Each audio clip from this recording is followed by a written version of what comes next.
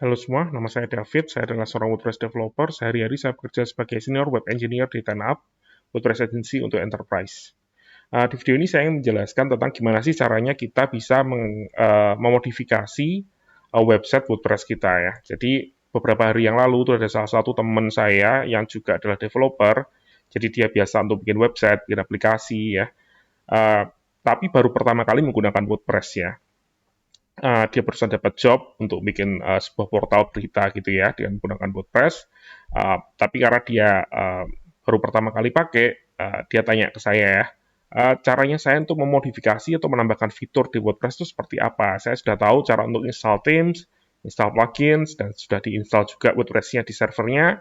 Tapi kalau saya ingin menambahkan fitur saya sendiri, mau coding di WordPress, um, kodenya itu saya taruh di mana gitu ya. Dan semoga video ini bisa menjawab pertanyaan tersebut. Oke, untuk mempermudah ya, saya buka aja file di hosting ya. Ini file manager yang ada di hosting. Dan kalau kita install WordPress, kita akan lihat sesuatu yang seperti ini ya. Di public HTML atau root dari direktori websitenya kita, kalau kita install WordPress di situ, bisa kita lihat beberapa direktori yang ada di WordPress, yaitu WP Admin, WP Content, WP Includes, dan file-file yang ada diperlukan oleh WordPress ya.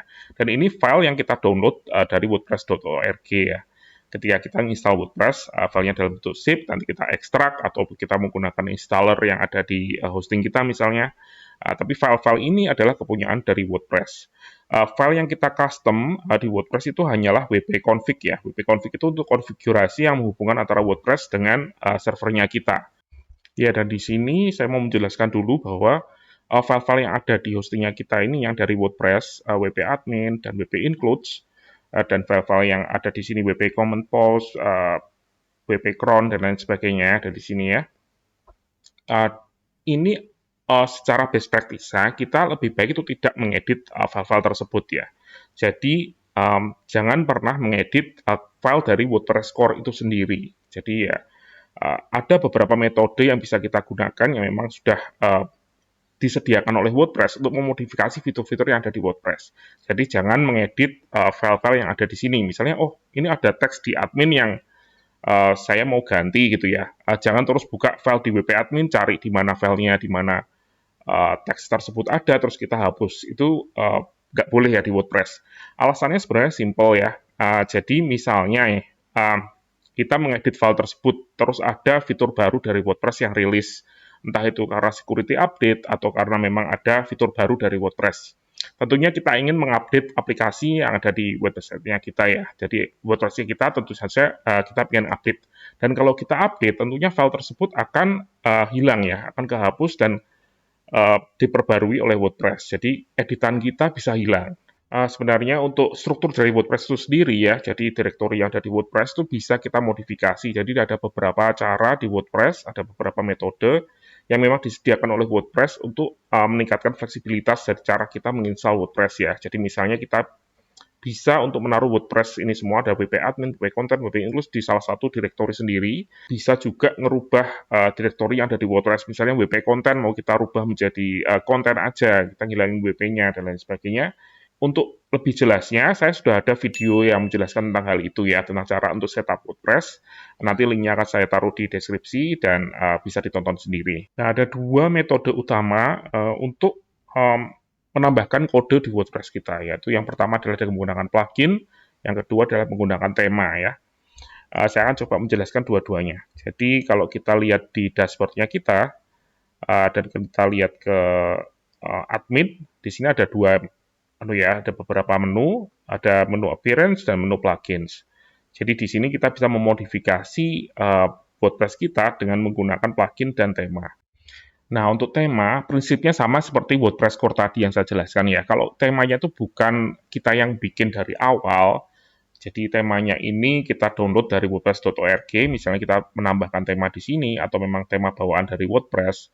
Um, Seperti ini ya, GeneratePress ini adalah tema yang memang saya download dari wordpress.org dengan menggunakan fitur yang ada di sini ya. Nah, kita bisa melihat ada ribuan tema yang ada di sini. Prinsipnya sama seperti tadi ya, tema yang bukan punyanya kita, jangan pernah diedit atau dimodifikasi secara langsung di situ.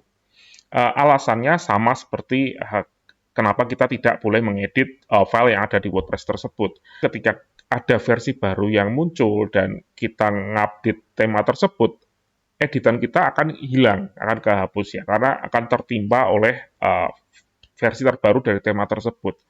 Nah, untuk modifikasi dengan itu, WordPress itu sudah memberikan sebuah metode yaitu dengan menggunakan child themes. Nah, untuk lebih mudahnya untuk menjelaskan apa itu child themes ya, jadi biasanya sih di developer dari tema-tema yang ada itu bisa menyediakan child themes kosongan ya. Misalnya Generate Press, kita tinggal search aja Generate Press child theme. Nah, ini ada dokumentasi untuk menggunakan child themes di WordPress, dan ini juga ada child theme download yang mungkin masih ada ya di sini ya. Ini support forum ya. Ini ada link ke child themes kosongan yang bisa digunakan untuk melakukan kustomisasi di tema Generate Press tersebut. Saya sudah download dan misalnya kita akan install child themes tersebut. Kita pilih filenya. Ya, ini Generate Press Child, dan kita buka, dan kita install. Jadi, parent theme-nya Generate Press, kita activate, dan ini kan tampilan dari Generate Press itu sendiri ya, dan ketika kita mengaktifkan child themes dari Generate Press, ya tampilannya masih sama persis gitu ya. Jadi gunanya child themes itu semacam add-on di mana kita bisa menambahkan kode ke parent theme yang ada di sini ya, ke Generate Press itu sendiri tanpa memodifikasi file yang ada di Generate Press. Jadi WordPress itu punya struktur yang disebut template hierarchy, di mana kalau misalnya kita di parent theme ini ada file misalnya home.php untuk mengatur homepage kita atau blog page kita ya, dan kita ingin memodifikasi itu, kita nggak boleh untuk memodifikasi file yang ada di Generate Press itu sendiri. Misalnya ada home.php, kita langsung buka filenya dan kita edit di sana. Kalau itu kita lakukan, kalau ada update terbaru dari Generate Press, editan kita akan hilang. Jadi caranya kita bisa copy file tersebut, kita masukin ke child theme-nya kita, dan kita modifikasi di situ. Nah, jadi sebenarnya itu kita bisa membuat child themes ke semua tema yang kita mau ya. Misalnya 2016 kita juga bisa bikin child theme dari 2016 tersebut. Kalau kita ingin menggunakan 2016 tapi kita ingin memodifikasi fitur yang ada di sana misalnya. Kita bikin child themes untuk 2016, kita activate. Tapi harus diingat ya, ketika kita mengaktifkan child themes, parent theme-nya tetap harus ada. Jadi kita nggak boleh hapus yang ada di sini ya. Kalau kita hapus nanti nggak jalan ini child themes ya, karena child themes ini sebenarnya nge-load file dari parent theme. Untuk lebih jelasnya, kita akan buka di hosting ya. Saya akan coba perlihatkan file apa ya, theme kosongan itu seperti apa ya, child themes yang masih kosongan. Kita lihat di tema. Nah, di sini kalau kita lihat di Generate Press, misalnya ya, ini kan filenya ada banyak nih ya. Ada archive.php, ada comments.php, ada footer.php, ada header, ada functions, dan lain sebagainya. Tapi kalau kita lihat di child themes yang ada di Generate Press yang kita install tadi, yang sama sekali nggak ada apa-apanya ya.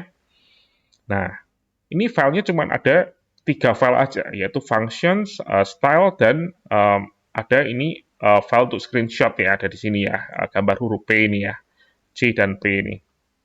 Logonya dari Generate Press.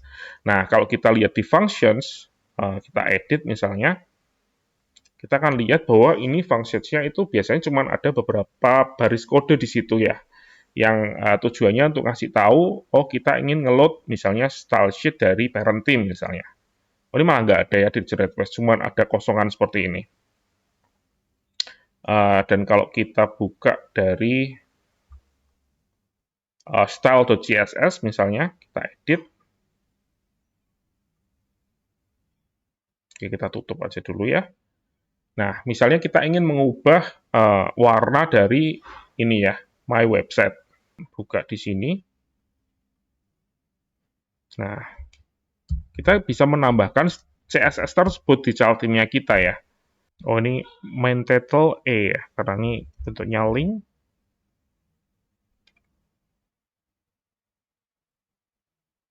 Nah, bisa kita lihat warnanya berubah menjadi merah ya. Di sini modifikasi seperti ini yang bisa kita lakukan di child themes ya. Jadi daripada kita mengedit file yang ada di parent team tersebut. Setelah itu ada update terbaru, kita mau ngupdate, kita harus copy dulu update editan kita, terus kita ngupdate, terus kita menambahkan lagi editan kita, itu sangat ribet sekali. Kalau kita taruh editannya kita atau modifikasi kita di child teams, kita bisa mengupdate Jira Retrofit itu dengan lebih bebas ya. Oke, sekarang kita akan masuk ke metode yang kedua ya. Selain tema, kita bisa menggunakan plugin untuk melakukan modifikasi yang ada di WordPress yang kita. Kalau kita lihat di plugin menu yang ada di WordPress, kita bisa lihat di sini ya ada satu ada satu plugin ya di sini Akismet, yaitu plugin memang bawaan dari WordPress untuk menanggulangi spam di kolom komentar. Tapi di WordPress sendiri itu ada banyak sekali plugin ya, ada ribuan plugin yang ada di WordPress. Misalnya ada BuddyPress yang bisa membuat website kita menjadi social network. Kita juga bisa ada BBPress untuk bikin websitenya kita jadi forum. Ada juga WooCommerce ya, di mana kalau kita install, kita bisa menambahkan toko online di websitenya kita, di WordPress-nya kita, dan banyak sekali plugin-plugin yang lain. Tapi kalau kita pun bisa bikin plugin dengan cukup mudah ya. Saya ada beberapa video tutorial tentang hal ini, tapi kita akan bikin aja di sini ya. Untuk lebih mudahnya, kita akan buka WP Content, plugin. Kalau kita lihat di sini kan pluginnya cuma ada satu ya, Akismet. Kita akan bikin plugin sendiri. Nah, kita akan bikin folder baru, pluginku. Testing gitu ya. Create new folder, jadi tinggal kita tambahkan aja folder di plugin directory, terus kita tambahkan file PHP di situ ya. Saya akan pakai nama yang sama ya untuk PHP-nya. Nah, kalau kita sudah menambahkan ini ya, sudah ada directory baru yaitu plugin QTesting. Kalau kita lihat di WordPress, itu masih belum terdeteksi ya. Jadi tidak ada plugin di sini, cuma ada satu Akismet. Caranya mudah sekali, kita tinggal edit aja file tersebut PHP-nya, dan kita tambahkan yang disebut dengan PHP header ya. Jadi ada plugin header yang harus ditambahkan sehingga WordPress tahu kalau ini adalah plugin. Kita tambahkan aja di sini dengan header plugin name. Plugin QTesting. Sudah, gini aja. Kita simpan. Dan kalau kita kembali ke plugin-nya kita, akan muncul di sini ya, ada tulisan plugin QTesting. Jadi kita tinggal melakukan hal seperti ini, dan kita bisa menambahkan kode PHP di sini ya. Dan kalau kita aktifkan, kode itu akan jalan di websitenya kita. Jadi caranya sangat mudah sekali untuk membuat plugin sendiri di WordPress ya. Kasih contoh deh ya. Misalnya di sini saya mau nambahkan kode, ini kode yang nggak benar sih ya, tapi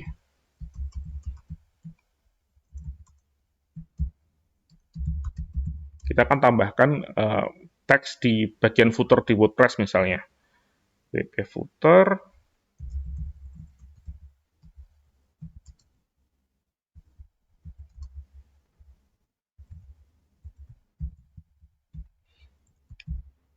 Kita tambahkan H1, hello world gitu ya. Kita simpan, dan kalau kita lihat di sini, tidak akan ada footer ya, nggak ada apapun, dan kalau kita aktifkan plugin kita yang kita bikin,